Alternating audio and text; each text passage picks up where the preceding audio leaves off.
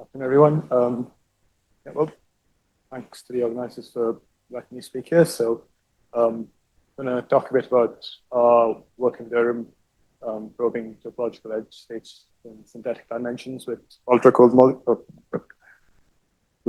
molecules. Hopefully, that's better. So, I work with Simon Cornish, who you all heard speak earlier. So, I'm not going to really give much of a background because he covered everything quite thoroughly. I'll go over a quick recap and then dive right into what our experiment is. So yeah, we work with ultracold molecules. The main motivation for working with these molecules is that they have these nice tunable dipolar interactions. And now with this work on magic wavelength optical trapping, we see long rotational coherences between different states. The other big benefit that's often quoted is their rich internal structure, which Simon touched upon. Our work with synthetic dimensions really harnesses this using multiple of the internal states of the molecule to do some quantum simulation. So a quick sort of rotational state of rubidium cesium 101. There are many different rotational levels, each of them with a rich hyperfine structure within. Going from one state to another requires about n into 1 gigahertz microwave frequency, which is quite low for ultracold molecules. And that's nice because it means we have many rotational levels accessible within the limits of our available microwave tech. I'll note that we currently only use the stretch state, so one state per manifold in our experiment, although we hope to soon generalize this to use many more of these thousands of states we see in there.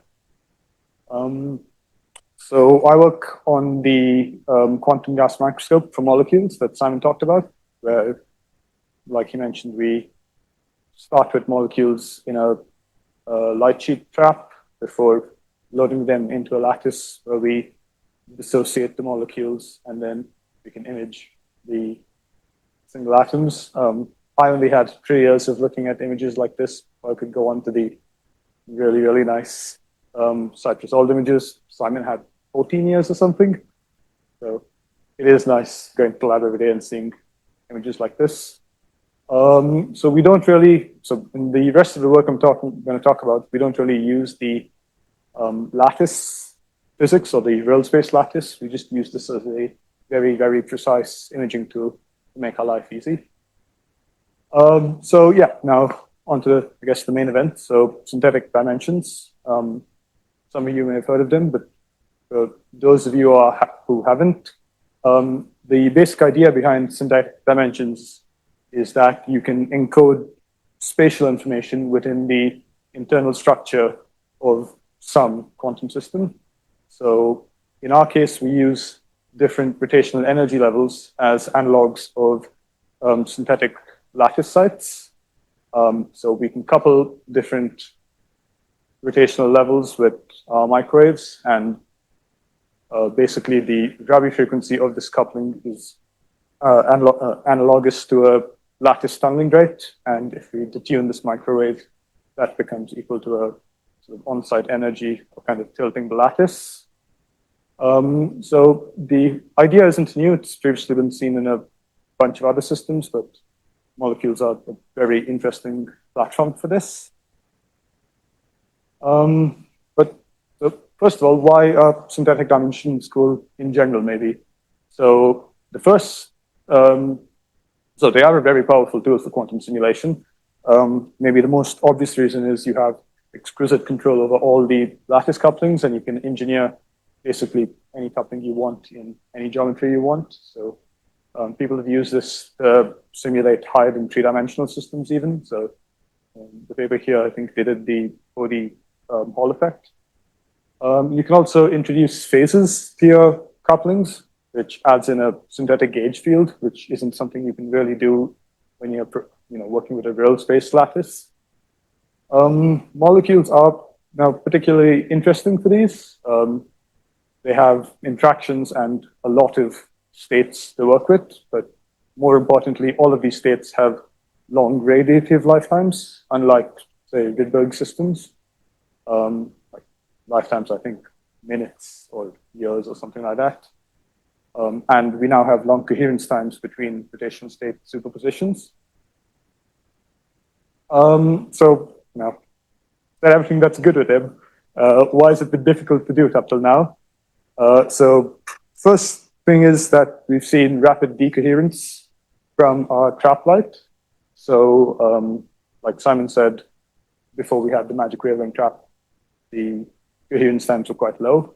But now that we have magic wavelength trapping, we can engineer tens of milliseconds of, or well, Simon showed pictures of minutes maybe of rotational state coherences, but that was between 2 levels. Here we want to work with, let's say, 8 or 9 levels. So the gray lines here show the predicted T2 coherence times of all combinations of 2 states in the n equals 0 to n equals 8 manifold as a function of the exact trap wavelength.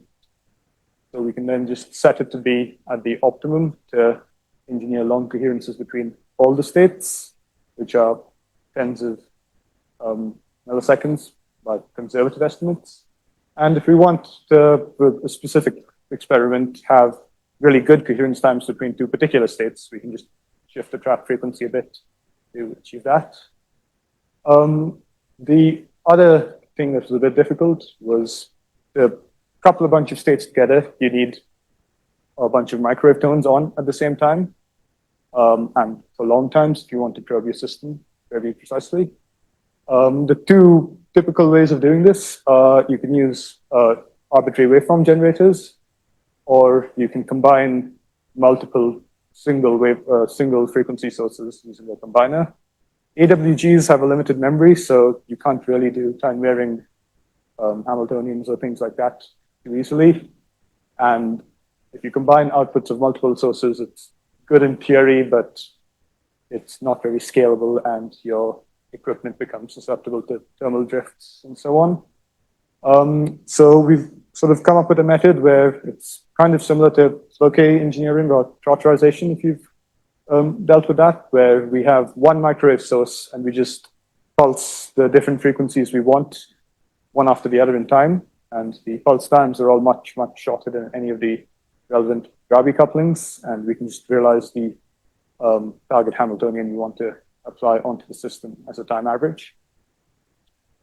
So now that we've sort of gotten set up to do all of this in our molecules, we decided to do it, and we thought we'd probe the SSH model to benchmark this.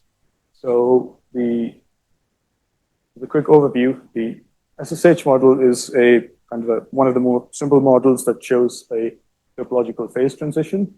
The model looks basically like this. It's a 1D chain with alternate couplings. It's meant to describe the Tapan rates in polyacetylene.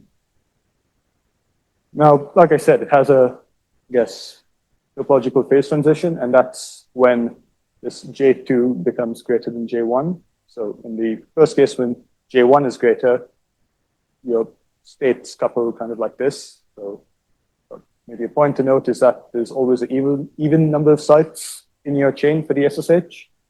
So if J1 is larger, you couple only bulk states. But if J2 is larger, your lattice pairs up like this, and you're left with your first and last site of your synthetic lattice kind of left out of this, which is your edge states. So maybe a bit more about it.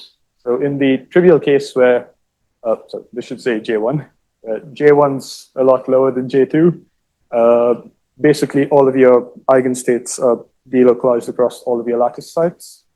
But when J2 is much bigger than J1, you can see that you have your 2 edge eigenstates localized onto the first and last lattice site. So over here's the eigenenergies as a function of your ratio, and you can see it's kind of gradually go to 0.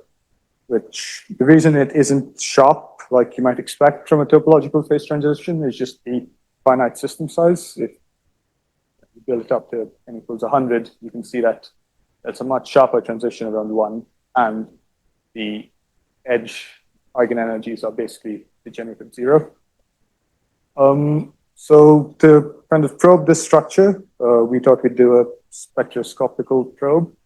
So we encode our synthetic lattice in n equals 1, 2, 3, 4 of the molecule. And then we also decided we also use a probe state, which is 0, which we weakly couple to 1. And then we can scan the frequency of 0 to identify the eigenenergies of the different eigenstates. So we have the microwave on for the pi time of the probe. And in the sort of first simple case where J2 is 0, this is what it looks like. This is basically an Arthur-Towns experiment, where you see your two Arthur-Towns peaks. As J1 and J2 are said to be the same, you can see your eigenstates start to delocalize and you have 4 peaks. And as J2's increased further, you have the 2 edge states that merge together at energies close to 0. And all these lines, by the way, are no free parameter theory, so it fits quite well with what we expect. We then go in and do a full 2D scan for the n equals 4, and we see that it's, again, fits quite well with theory, and looks pretty, in my opinion. We go on to n equals 8, and you can see that as the system size increases, this phase transition, which is kind of gradual here, becomes much sharper. And over here, this delocalization is also more apparent, as there's now 8 eigenstates to, so there's 8 states to, or 8 sites for the eigenstates to delocalize out to. Now over here, we can't really resolve each of the 2 different edge states and the energy splitting. They're too close together. We can do that with a different measurement. So in the first case, we expect our eigenstates in the topological regime where J2 is high to be the 1 plus or minus 4, so the edge sites, or the superposition of the edge sites. We initialize in that state and then evolve under the SSH Hamiltonian, and we see nothing happens as we'd expect. So that tells us this was indeed a good approximation.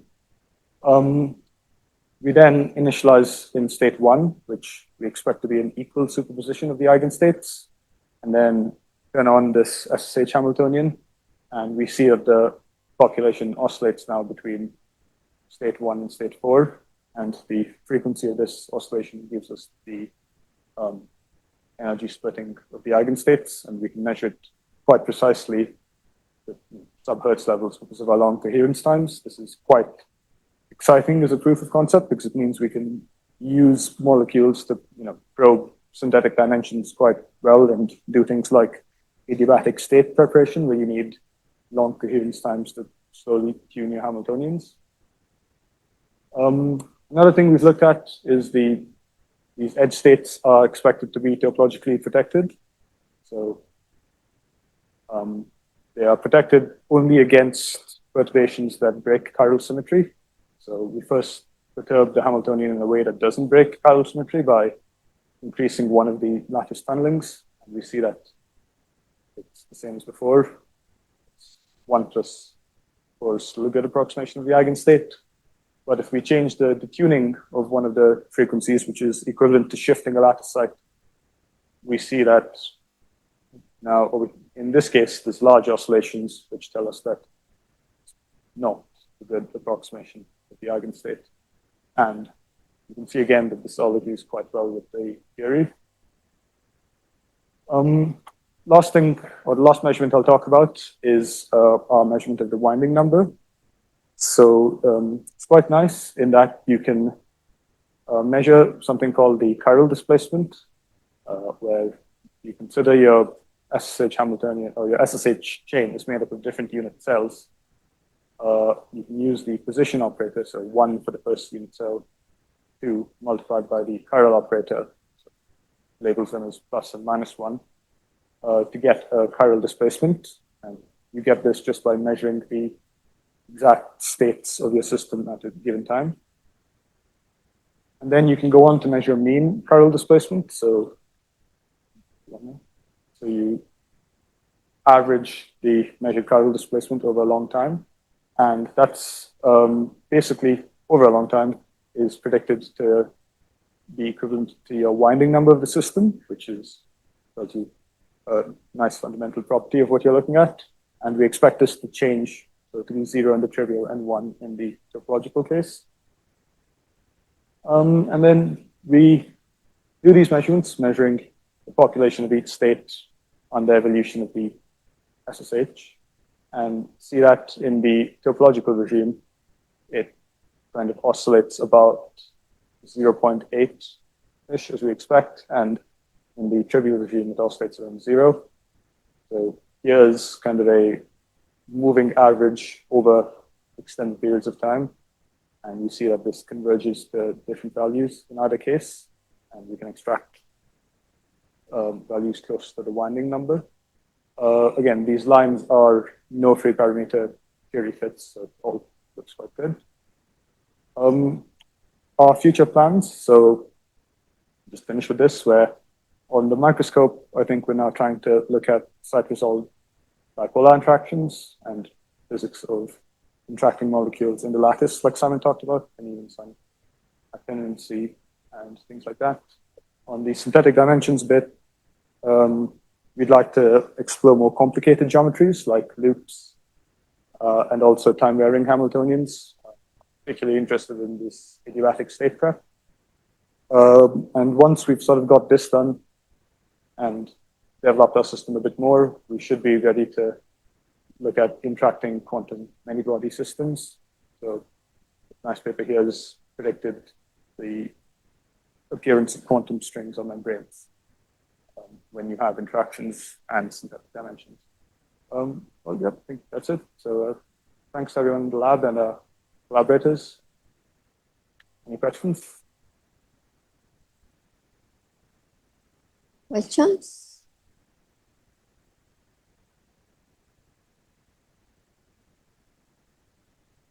Yeah.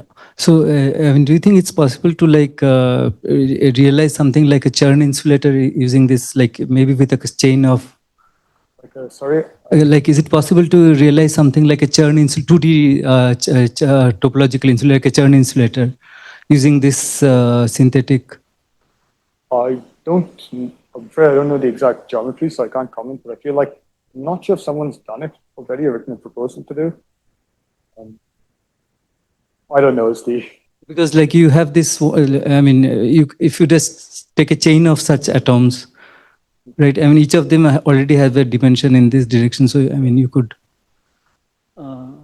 you could make a 2D geometry by just taking a chain of these guys, right? Yeah, you could make a 2D geometry quite easily. So I think the idea would be if you could, so I mentioned that we only use the spin stretch states. You could also use the non-stretch states as the sort of obvious way of going in a kind of orthogonal direction, maybe. Create a 2D system. Like over here with the loops, they've already made a 2D system. Right. But you will need interactions for that, yes? No? Okay, so just... Two-dimensional topology. I think I need to look at exactly what it consists, but might be possible. We can talk later, maybe. No questions? Maybe I ask briefly. So you think that finite size effects are going to make it hard to see the one versus something that is not exactly for the SAC phase, for the shared number? Do you think that the finite size effect will complicate to see exactly 0 or 1 and you have an intermediate value? Yes, so that's what's happening here, where we see like, I think it's 0.8-ish. So that's just because of where the J3 over J1 is finite and the size is finite. So in the thermodynamic limit, more, you get closer to... Exactly, yeah. So either the thermodynamic limit or if this tends to infinity, it tends to 1. Okay, so let's thanks all the speakers for of the session.